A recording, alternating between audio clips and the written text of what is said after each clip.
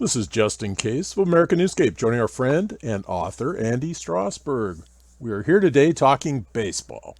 Greetings, Andy. Welcome back to America Newscape, and it's been too damn long. Well, I'm thrilled to be back, and thank you for the invitation. Oh well, it's great to have you. Hey, please get us started. What's happening in your world? Working on another book. Oh, that's a great first question. Working on another book that will come out this season.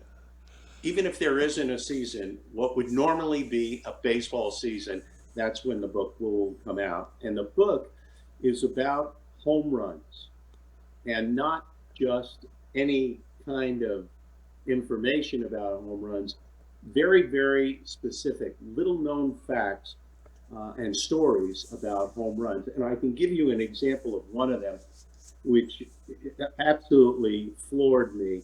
I was aware of the fact that 1930 and earlier, if a ball bounced into the stands in fair territory, it was declared a home run. And I knew that. And I also knew that Babe Ruth had never, in all of his home runs, had never hit what was known as a bounce home run. And actually, in the newspapers, they they identified as a bounced home run, which we considered a ground rule double. And so I started looking through some of the information that I had access to, and I found out that Lou Gehrig hit two bounce home runs. Oh, And happy the to. thing that was amazing to me is that one of his bounce home runs was a grand slam. And in baseball, for years and years and years, Lou Gehrig held the record for grand slams in a career. 23, I believe is the number. Well, in reality, he hit 22 plus one bounce grand slam home run. And so there's information about long time ago, but there's also information in 1961 after the World Series.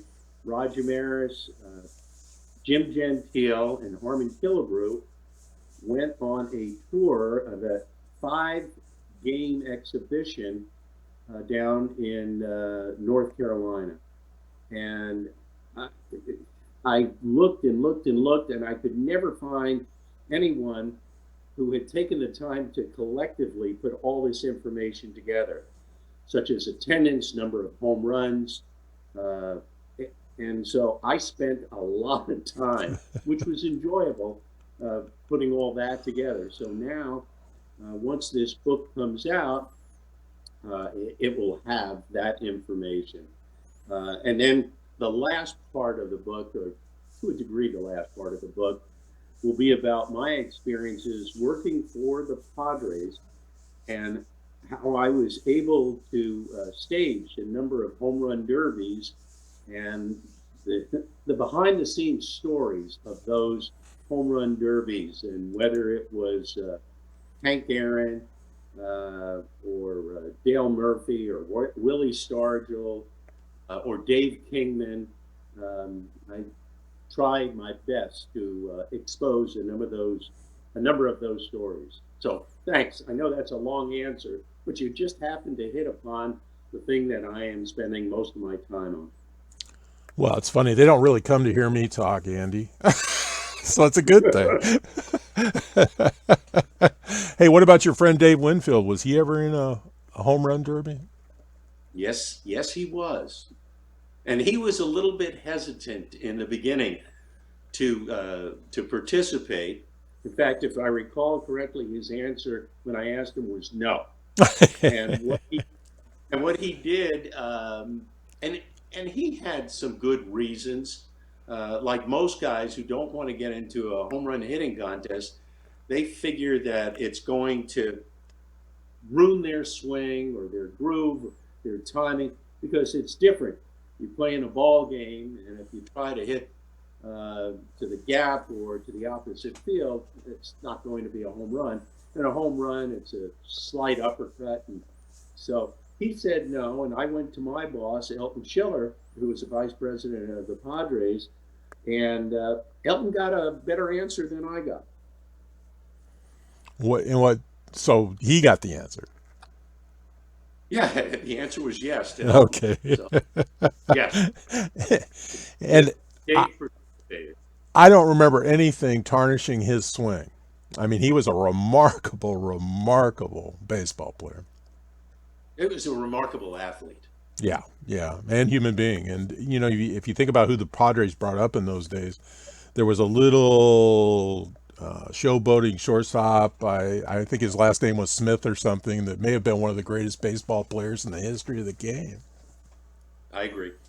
Okay, all right. Well, you know, I met I met you via virtually. We had a close mutual friend, and I was intrigued by your ability to write.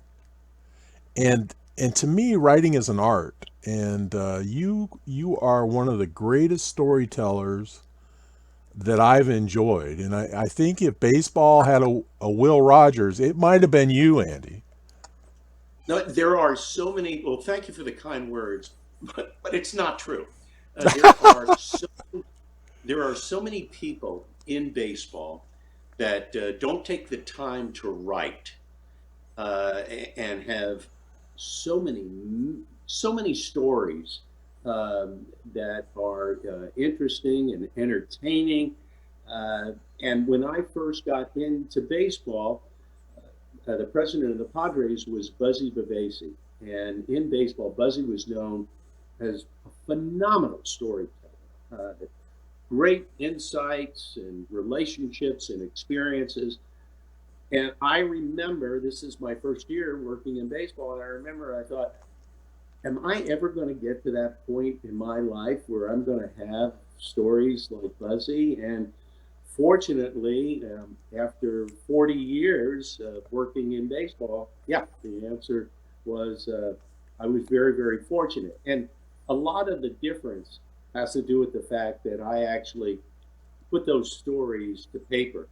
And I do that for a number of reasons. First of all, I kept notes on a lot of my experiences throughout my life, but I needed to get them out of my head. They were driving me crazy thinking about all these stories, and so that's where they are. And on occasion, I post them on a couple of different sites on Facebook. Yeah, and I always look forward to them. And one thing, a lot of people look at us baseball fans and they wonder why, but baseball is an extremely intricate game. It's not like mow them down and run them over, and it has so many layers to it. And I think that's a lot of it. I think the people that are passionate about it, they recognize those layers, and they try and, when people like you and I get together, we verbalize what our experiences are and what we see. And there's not another sport that I can think of that's similar to it. I have had conversations with people who argue that point, uh, and whether it be college football, basketball, uh, car racing, I have heard a lot of people argue that point, and I listen. I don't agree, but I do listen. And I think what it comes down to is the one of the things that we have in common is a passion for the game of baseball. So we feel a lot more involved with the game than the other sports. So, but there are passionate people who have a lot of great experience and make their lives more enjoyable by following other sports, believe it or not. Well, even golf. I mean, I understand there's people that actually watch golf on TV. Perfect. Yeah. Yeah. I'm sorry. And I should point out, I don't play golf. I have never played golf in my life. I think I'm the last male over 20 years old that has never played golf. And I just don't have any interest in it. But people are so passionate about it. And I do understand the great thing about golf is you can identify with it because you don't have to be a certain height, certain weight. You just have to have the ability to hit a ball that's standing still and put it in a cup. And I get that. So the ages range from little kids to oldsters. Oldsters, yes, indeed, and most people, their health will they can keep their health enough to keep playing it and enjoying the game. Similar to another game, very similar to that, would be croquet,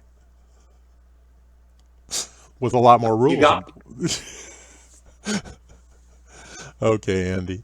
Hey, part of your, as I remember, part of your position with the Padres was to handle marketing and media and lining up events and things like that, which brings a thought to my mind, or a question. If you had to name a few, let's say three people that you had a chance to interact with in that position, which of them, which three may have left the biggest impression on you? uh, the first one would be Jerry Lewis. Yeah, growing up in the 1950s, Jerry Lewis, he was a big name, and before and after the 1950s. And Jerry had a boat in San Diego that he docked for a couple of months. And Jerry Lewis had a relationship with Jerry Coleman, our broadcaster. And Jerry Coleman would tell me that Jerry Lewis is coming by. Would you meet him at security and bring him up? And this would be on somewhat of a regular basis. And so I got to meet Jerry Lewis, and I'm not going to say that we formed a friendship, but he was kind, he was considerate. He at one time he was doing a play called Damn Yankees here in San Diego, and he invited me to attend one of the performances. So I got the biggest kick out of meeting Jerry Lewis. Another person, which is also it goes under the heading of entertainers, would be the Temptations. Wow. The Temptations. I started post game concerts, and the first group that we had as a post game concert was the Beach Boys. And as a side note, we had them I think 10 times over the course of like 12 years, and it became so automatic that fans on Mother's Day expected the Beach Boys to play after the Padres game if we were home.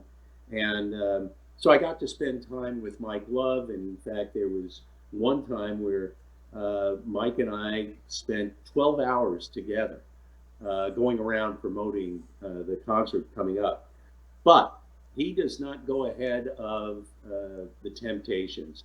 The Temptations had such a hold on me in a way that it's almost indescribable. Their music was so special, and I told their manager that when they came to play after a game, I expressed to him how the Temptations played at my high school graduation in White Plains, New York in 1966. Wow. And I was not aware of the fact that the Temptations only played high school graduations, proms, like maybe three or four. And White Plains High happened to be one of those times. And I'm sitting in my seat at the ball game. That's a sixth or seventh inning. And somebody, one of the security guards, comes up to me and said, the Temptations need to see you in their dressing room. Well, I made a point never to go in to see any of the talent that I hired because I don't want to gush. They're getting ready. So I go in and I'm thinking, uh-oh, there's a problem. And I walk in and somebody noticed it's the only time that my knees started to shake. I was actually talking alone to the Temptations in their dressing room during a Padres game, waiting for them to go on. And they said, "We heard that you went to White Plains High School and we did the prom there. And we're thrilled to meet you and we have an offer for you." I'm thinking, an offer for me? Where is this going? So they said during their set, they have one person come up on stage and sing with them. They get somebody, they pull somebody out of the audience, and they have them come up stage and perform. And Andy, they said, "We'd like that to be you." I said, I can't do it. And they said, "Don't worry, don't worry. This is not going to, we're not going to embarrass you. If you can't sing, don't worry. This is going to be, it's going to be a great experience. And we really, really want you to be the person that comes up." And I said, "No, I can't do it. It would look like a conflict of interest. If I'm the guy that's hiring you and now I'm the guy that's going on stage, I don't think my boss is going to feel really good about it. I think you need to pick Joe or Jane Fan out of the audience." And they understood, and then they came back and said, "We're playing Las Vegas in 2 weeks. How about you come out to Las Vegas and we'll get you up on the stage?" And I said, "Okay, now you got a deal. I'll do it." Unfortunately, the time that they played in Vegas turned out we had home games and I couldn't leave. So I would put the Temptations as number two, and then number three would be I was very fortunate during my time to have met and interacted with three presidents of the United States, the Bushes and Ford. And for the middle Bush, he was there for the All-Star game, and I was in the dressing room with Ted Williams and Wow. waiting for the game to begin. And I get a knock on the door, and it's Secret Service. And they said, "Who's in charge here?" And I said, "I am." And he said, "Would you step out a moment?" And I did, and the door closed, and the Secret Service gentleman said to me, "The President of the United States is coming in. He's good friends with Ted Williams. Is everybody who's in that dressing room approved by you?" And so I said, "Yeah, yeah, everybody's good." So I went back in and I told Ted that the president's on his way, and Ted just lit up. Both being pilots, and he was looking forward to this, and I was off to the side. So President Bush comes in and they shake hands, and then they start telling stories. Well, I've got a job to do, and my job was to make sure that Ted Williams and now President Bush would be out to throw out the ceremonial first pitch. And it's all about timing. And the timing had to do with a musical cue. And so I am paying attention to their conversation, but I'm also listening for the musical cue.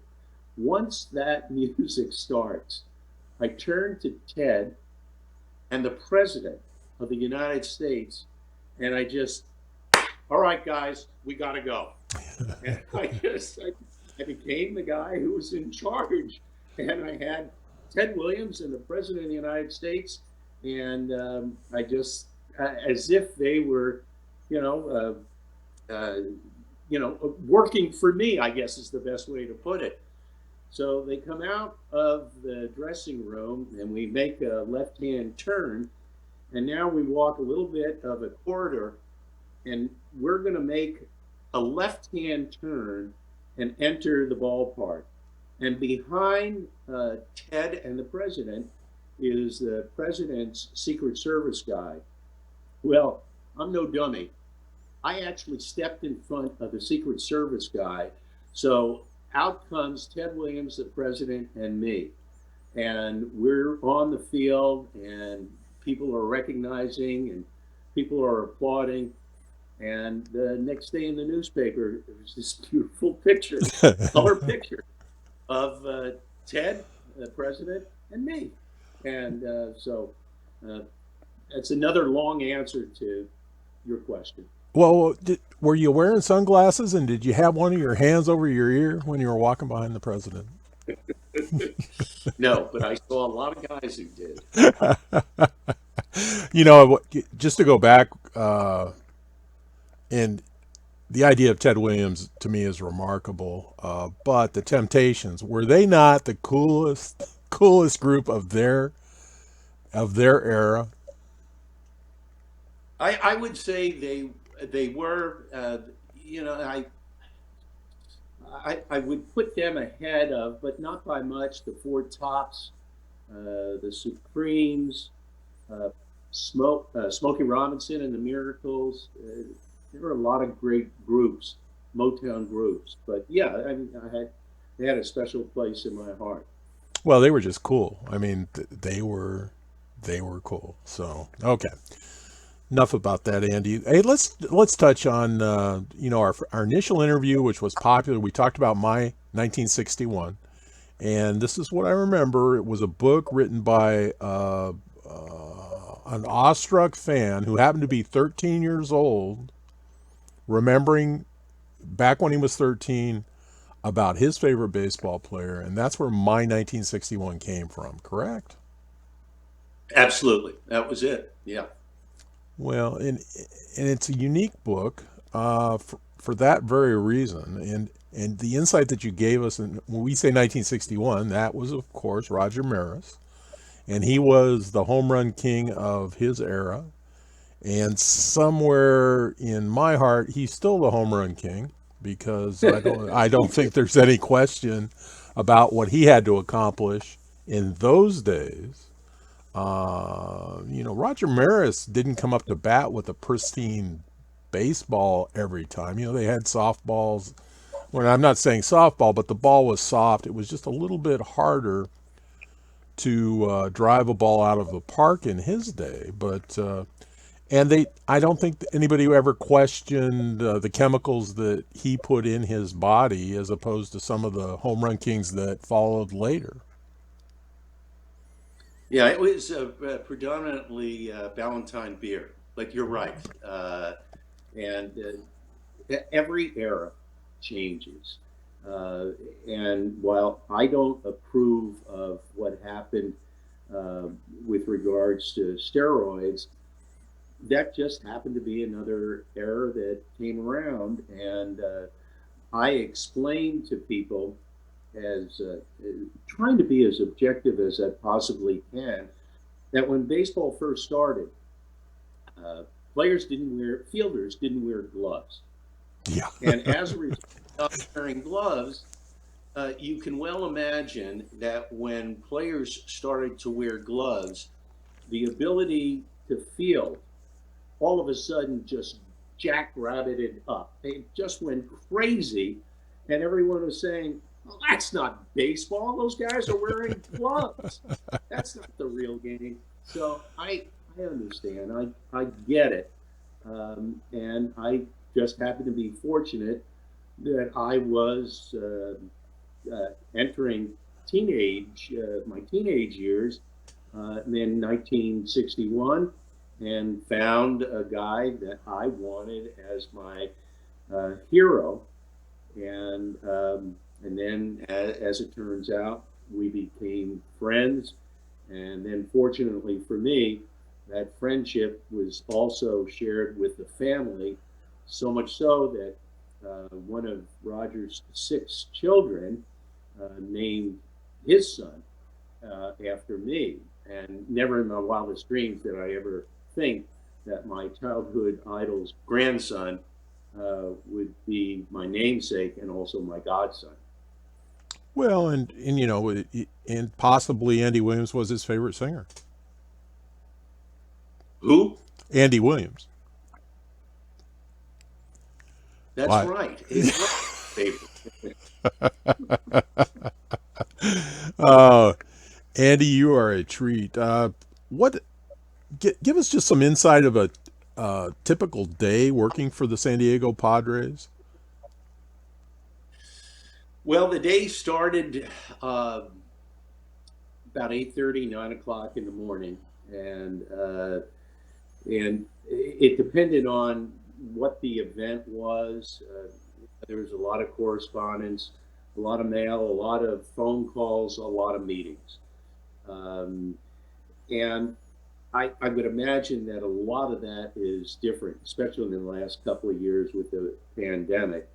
Uh, and so, what took place during the baseball season started, as I said, around 9 o'clock. And then we went into game day mode when we had a night game. And at 5 o'clock, we would the gates would open, and I would, depending on my responsibility at that time in my career, I would go around to make sure that if we were giving out something, that everybody was in place and the product that we were giving out was in place. And so it actually became a second part of the day. I guess that's what I'm trying to explain. And there were PA announcements, there were pregame ceremonies, and it may be a first pitch or somebody singing the national anthem, or there may be an event. We had a pop fly payoff as one of our promotions, where we took a batting a pitching machine, and instead of pitching, we shot the baseballs up in the air, and we had a number of fans come out and try to catch the baseball. And if they caught it, they won a prize. If they caught it, they had to catch three, and if they caught all three, then everybody in the ballpark would receive like a free slice of pizza or a hamburger, depending on what the promotion was. The game would go on, and if you watch 2 innings of a game and you work for a team, you're not doing your job. Yeah. Now, I heard that. I first joined the Padres, and I thought, are they crazy? This is the reason why I joined the Padres. This is why I wanted to work in baseball. Well, my first 3 years, I worked in the ticket office, and I never got to go out and watch the game because I was selling tickets or I was checking ticket sellers in. When I moved to the marketing department, then what I had to do was check on if we had clients at the ballpark, uh, potential sponsors, special guests. I would go and I would visit with our broadcasters, our PA announcer. So it turned out that if you saw more than 2 innings of a game, you're not doing your job. But here's the kicker. So the game would end about 10:30. I'd wrap things up. I'd wait for the traffic to leave, and then I'd head home. There were 3 years, and starting in 1980, that I was given an opportunity to do the sports every morning on a local rock station radio show. And I went to my boss, Ballard Smith, the president of the Padres at the time, and I said, they're offering me this job, and I would like to know if I could take this job. And he said, are they paying you? And I said, yes. He said, are they paying you well? And I said, yes. He said, you got to do it. So I would have to get up at 5:30 in the morning and go to the radio station to do the sports report, and then make sure that I left the radio station at about 10 after 8 so I could get to the ballpark and start my long day. And And I, to this day, I still don't know. I was the right age, but I yeah. still don't know how I was able to do that and did it for 3 years. Well, yeah, we were the right age, but we didn't. We were not people that turned down opportunities or said no to people. And if you think about it, you were sold by the salesman. Look what the Temptations did. They found the Exactly. salesman and they sold. Oh no, you got to do it. You Yeah. got to do it. You got to do it. Um, well, that's remarkable, Andy. It's great to catch up with you. I'm sincerely looking forward to the next book because I'm hoping we can do an interview on that book. But is there something you'd like to leave us with? I mean, well, let's just touch on briefly baseball, labor negotiations. We've got a Hall of Fame coming up. It may be a gloomy time for baseball fans because we're aching for spring training, but and we're aching to have this labor negotiations thing resolved. But we do have the Hall of Fame on the horizon. Yeah, baseball has changed. There's no question about it. And I gave you the example about how baseball changed years ago, equipment-wise. Well, baseball has also changed uh, for me on an everyday basis, and I could not work for a major league team. I I I find what goes on in baseball now, business wise, is remarkable.